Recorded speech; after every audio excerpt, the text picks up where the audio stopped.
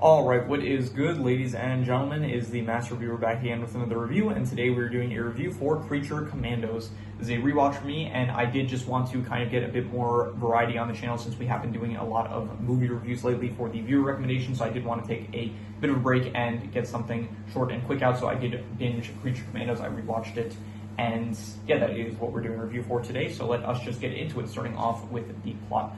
So, the plot of Creature Commandos, it is a bit difficult to recap, but basically there is this task force. It's technically the first DC property that I'm reviewing on the channel, so there's like a bunch of like stuff that this is kind of connected to that I haven't really reviewed up until this point. Like, it's connected to Suicide Squad. It is probably connected to mainly just Suicide Squad, to be honest. But yeah, so this is the first DC thing that I'm reviewing on the channel, and it is, I'm pretty sure, technically the first property of the DCU, so pretty good place to start out with, I guess. So anyway, the plot is that basically Amanda Waller, she created this task force. It's not the Suicide Squad. Like, basically Congress, they passed a law or something. They basically said that the Suicide Squad is like basically forcing humans or criminals or something, like, yeah, basically just like criminals or villains that are humans. Basically, if you can't do this to a human, it's like unethical. You can't like bribe them into less prison time if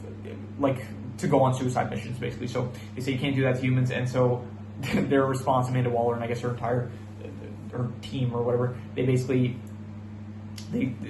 like, okay, we can't do this with humans, so we'll do it with monsters. So they end up forming this task force of monsters, which includes Rick Flag is the leader. He's human, but he is the leader of the squad. So you have Dr. Phosphorus, the Bride, Nina, G.I. Robot, and Weasel. So Weasel from the actual Suicide Squad movie. So anyway, the plot of the show is that they are tasked with going to this country, Pokolistan, in order to prevent a terrorist attack, an assassination led by this sorceress Cersei.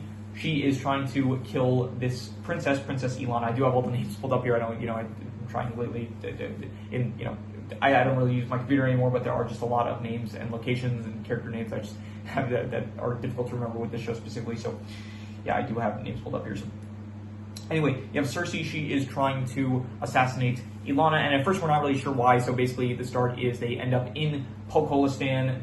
You have Flag. He kind of ends up falling in love with Princess Ilana, and the rest of the Creature Commandos, they're just kind of, you have Dr. Phosphorus, he tries to escape at some point, and you have the Bride and Nina, they end up like leaving in order to, the Bride, she goes back to like the place where she was created by Victor. The entire show, by the way, it's like spliced in with every episode, or pretty much every episode except for like the first and the last one, I'm pretty sure, basically has backstories for all of the monster characters. So yeah, the Bride, she ends up, her backstory is that basically she was created by Victor, who, the scientist named Victor, he also created Frankenstein. Frankenstein kind of forced him into creating this bride for him because he wanted love, because he thought that was like the only way to like really be truly human, I guess. And so the Victor ends up creating the bride, and then Victor himself kind of falls in love with the bride, and so from there Frankenstein gets jealous and kills him out of anger, and so then they have this like back and forth where basically the Frankenstein keeps on trying to chase after the bride. The bride is like tries to kill him in retaliation. So anyway, she goes to the mansion, I guess, or the place that, I don't know if it's a mansion, but the place that she was created by Victor, and she goes back for a necklace basically.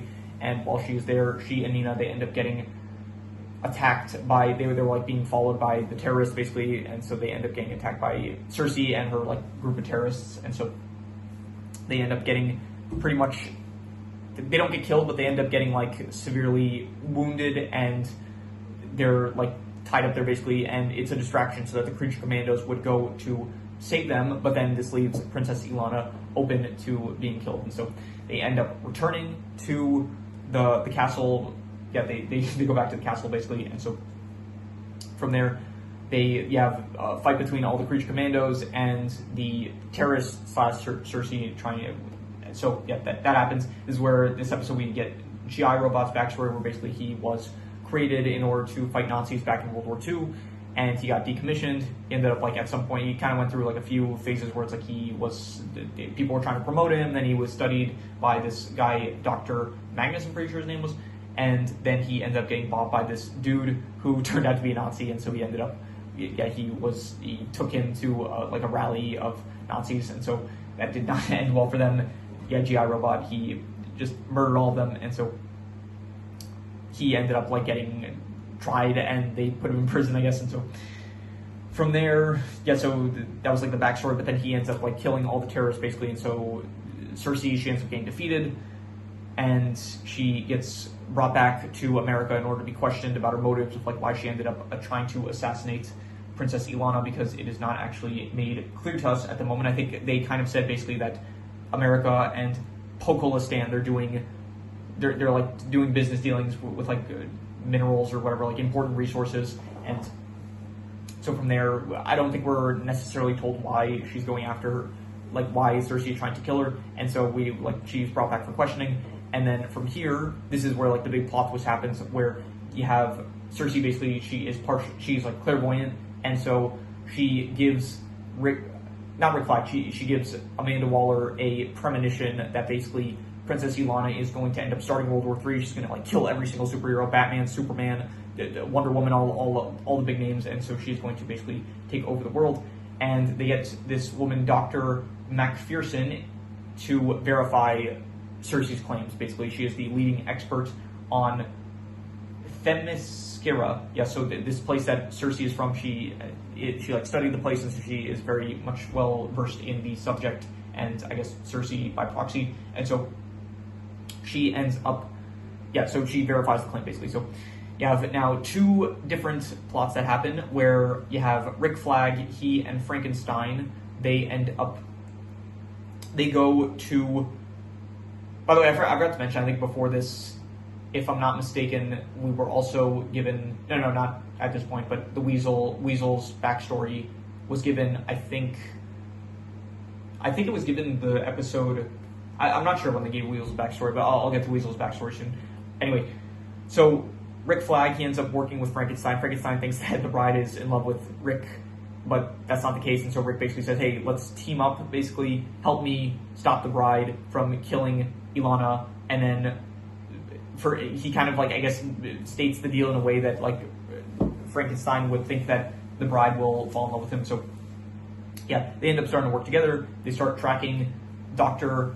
Macpherson in order to like find out if she's even credible or not, and so while doing so, they end up finding out that the real Dr. Macpherson was killed, and so they find out that it was actually Clayface who killed Dr. Macpherson, and so spoiler alert, I guess, by the way, if you're watching this, you're probably already aware of spoilers, but anyway, it is revealed later on that it was Princess Ilana who was working with Clayface in order to, it's straightforward when you're watching it, it's kind of confusing to explain it, but basically, now Rick Flag and Frankenstein, they think that Clayface was lying about, they think that Clayface was working with Cersei in order to verify the claims of the clairvoyant premonition to give justification for Cersei to end up killing Ilana. But realistically, what really happened was that Ilana was the one that was working with Clayface in order to make it seem like Cersei was working with Clayface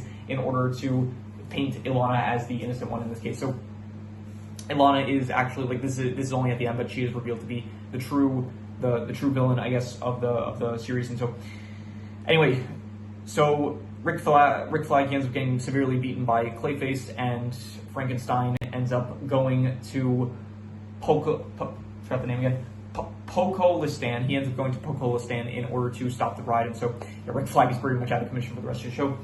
And from there, you have the other thing that was going on with the Creature Commandos. They end up going back to Pokolistan. They basically state that the princess is in danger once again, but Rick Flag managed to get the information to Princess Ilana about how the Creature Commandos were coming back in order to kill her, and so they end up, the Pokolistan guards, they end up like kind of diverting the Creature Commandos' path away from the castle, and so they are now they end up fighting, the guards end up fighting the Creature Commandos. It's like in the middle of a city, and the Creature Commandos end up having to like run away. They all kind of like split off and stuff, and you get backstories for some of the characters. I think earlier Weasel's backstory happens. Weasel's backstory was basically he ended up playing with a bunch of kids, and like they were all like having fun together and stuff, and they ended up like sneaking into a school, and then this dude saw that he had this misconception, and he thought that like Weasel was attacking the kids, so he ends up getting a shotgun. He ends up calling the police in order to like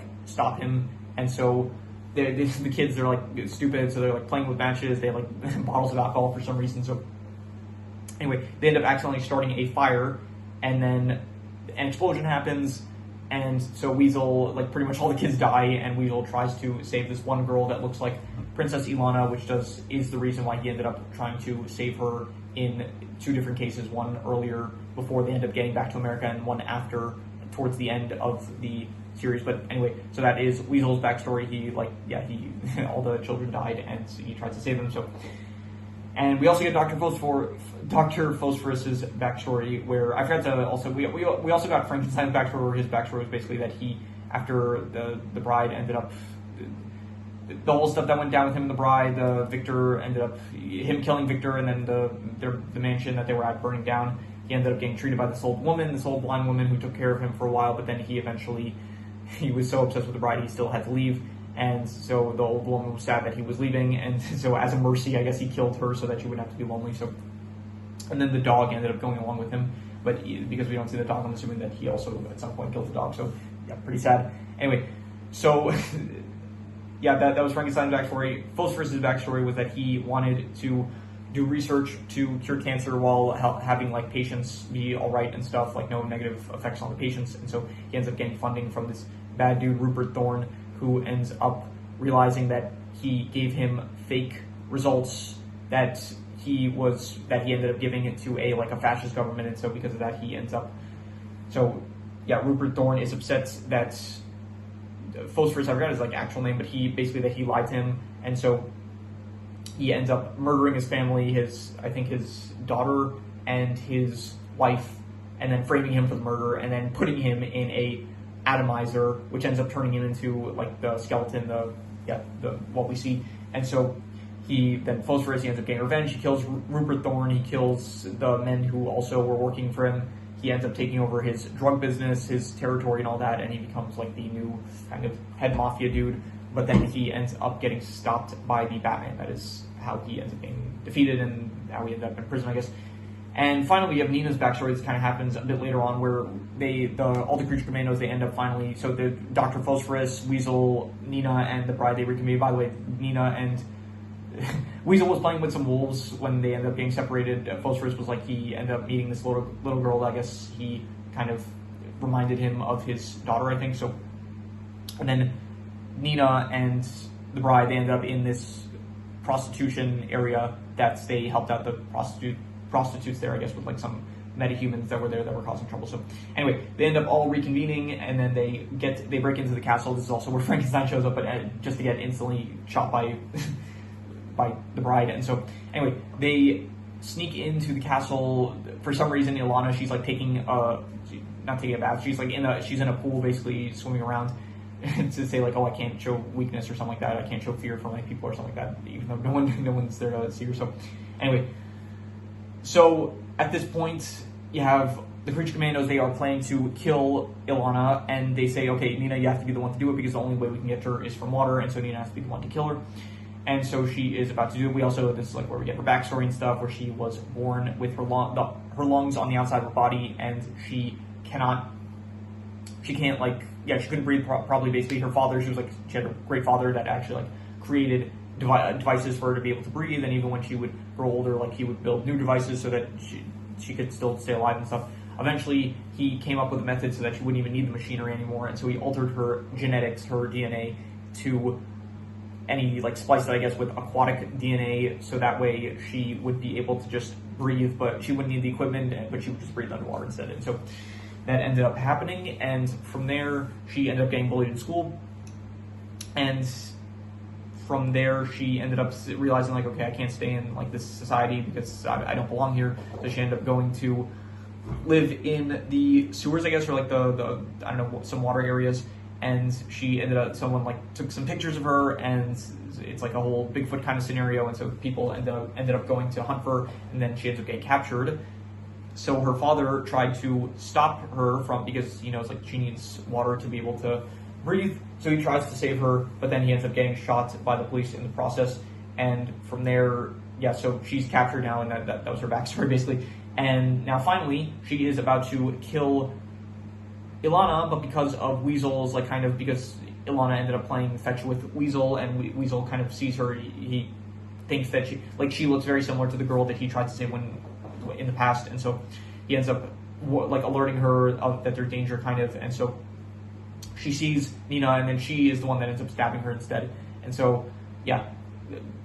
But then the guards end up getting the call, like, to revoke the order and stuff, because everyone thinks that, it was Cersei working with Clayface, and so they don't end up immediately killing the creature commandos or capturing them or anything. They're like, okay, it was a misunderstanding, but, like, no harm, no foul, I guess, because the princess is fine, and even if Nina ends up dying, so. But at this point, the bride, she knows the truth because she saw in the footage, she saw that Clayface was with Ilana, and so she ends up going to, like, confront her, basically laying out the whole thing of, like, the truth, basically, and then she ends up killing Ilana, which basically, they saved pretty much, and yeah, so that is what happened. Wait, I'm trying to remember something. I need to, because so give me a second. I have to collect my thoughts for a second. Okay, so I was wondering, because, like, I remember the final kind of thing we hear from Amanda Waller was that she, on the phone, basically said, like, to call off the assassination mission from, about, like, the assassination of Ilana to the Creature Commandos. But then I do remember, like, at the end, she does thank the Creature Commandos for killing Ilana by giving them, like, their new headquarters and stuff. So I had to look up here, did Amanda Waller find out Ilana was evil after the Bride killed her? And this is just AI that's saying it, but yeah, apparently she found out after, because the bride, like, finds out the truth and confronts Ilana about it and kills her, and then only after, I guess, Amanda is, like, thankful for it, even though the last time we heard from her, she was telling them to call off unless I'm forgetting something about this, but anyway, not too important. So yeah, Ilana's dead, Nina's dead, I guess. The bride is now, she's, like, now given Amanda basically puts her in charge of the whole Creature Commandos, and they have their own new headquarters and stuff. And this is, I guess, leading into season 2, which is supposed to come out sometime, I think, next year, so that will be exciting. And yeah, so that is the plot. So the plot, I would give a 4 to 5. I thought it was good. I do like the backstories. A lot of this is, like, half of this, honestly, is just the backstories, and so I think that they were great backstories, and I think the plot itself was good.